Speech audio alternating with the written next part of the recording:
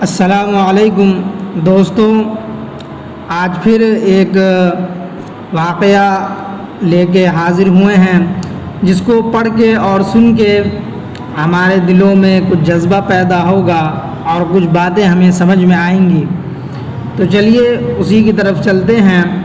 مشہور عارف باللہ ابو علی دقاق رحمۃ اللہ علیہ فرماتے ہیں کہ بادشاہ وقت یعقوب بن لیث ایک دفعہ بیمار ہو گیا۔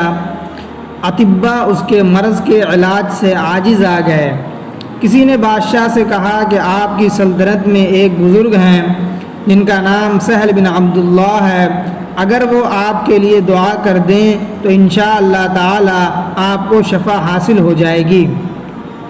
چنانچہ سہل رحمۃ اللہ علیہ کو بلایا گیا۔ بادشاہ نے سہل ابن عبداللہ رحمۃ اللہ علیہ سے کہا کہ آپ میری صحت یابی کے لیے دعا کر دیں۔ حضرت سہل رحمۃ اللہ علیہ نے فرمایا، میری دعا تمہارے حق میں کیسے قبول ہو سکتی ہے جبکہ تمہاری جیل میں مظلوم قیدی تمہیں بد دعائیں دے رہے ہیں۔ بادشاہ نے فوراً سب کی رہائی کے احکامات جاری کر دیے۔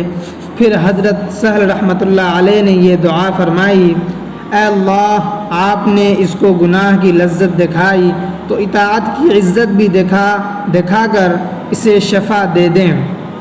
پس وہ فوراً تندرست ہو گیا۔ بادشاہ نے حضرت سہل رحمۃ اللہ علیہ کو مال دینا چاہا لیکن سہل رحمۃ اللہ علیہ نے انکار کیا۔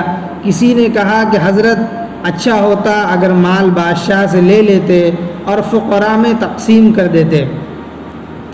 سہل رحمۃ اللہ علیہ نے صحرا میں سنگریزوں اور کنکریوں پر نظر ڈالی، بس اچانک وہ ساری کنکریاں جواہر بن گئیں۔ پھر فرمایا، جس کو اللہ تعالیٰ کی طرف سے یوں چیزیں مل رہی ہوں، کیا وہ یعقوب بن لیث کے مال کا محتاج ہو سکتا ہے؟ حضرت سہل رحمۃ اللہ علیہ کی کرامت تھی۔ کرامت دین میں، عبادت میں، ذکر اللہ میں استقامت، ثابت قدمی اور اس پر دوام کا نتیجہ ہوتی ہے۔ ایک حدیث ہے، احب الاعمال الی اللہ ادومھا، اللہ تعالیٰ کو سب سے زیادہ وہ اعمال محبوب ہوتے ہیں جن پر مداومت کی جائے، جن میں ہمیشگی اختیار کی جائے۔ آج کل کے مسلمانوں میں اطاعت پر ثبات و مداومت کا جذبہ نہیں ہے۔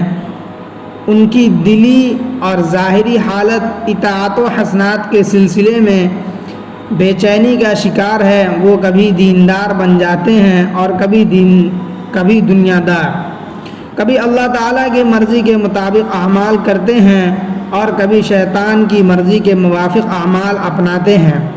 کبھی تو وہ اللہ تعالیٰ کی رزاقیت پر یقین سے متصف ہوتے ہیں اور کبھی ظن یا شک میں مبتلا نظر آتے ہیں۔ دوستو، ظلم سے بچو، مظلوم کی آہیں رائیگاں اور بیکار نہیں جاتی۔ کسی شاعر نے کہا ہے، یہ مظلوموں کی آہیں کیا یوں ہی بیکار جائیں گی، یہی ایک دن زمین پر آسماں کو گرا دیں گی۔ مسلمان جب عشق خدا تعالی اور عشق رسول صلی اللہ علیہ وسلم کا درد حاصل کر لے تو سب کچھ اس کو مل جاتا ہے۔ افسوس صد افسوس کہ اس زمانے میں مسلمان عموماً عشق و خدا رسول اور محبت دین و اسلام سے خالی ہیں۔ یہی پورا واقعہ تھا، قصہ تھا جو ہم نے ابھی آپ کو سنایا ہے۔ اس سے ہمیں کیا باتیں سمجھ میں آتی ہیں یا کیا سیکھنے کو ملتا ہے؟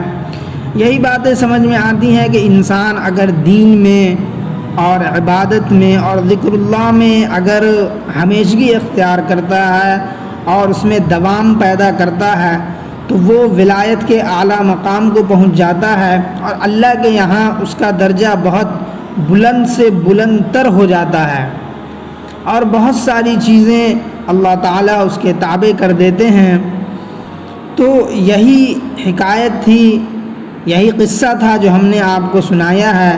تو آپ بتائیں کہ اس قصے سے کیا سیکھنے کو ملا یا کیا باتیں سمجھ میں آئیں؟ تو اسی کے ساتھ اجازت دیجیے، انشاءاللہ پھر دوسرے قصے کے ساتھ ملاقات ہوگی۔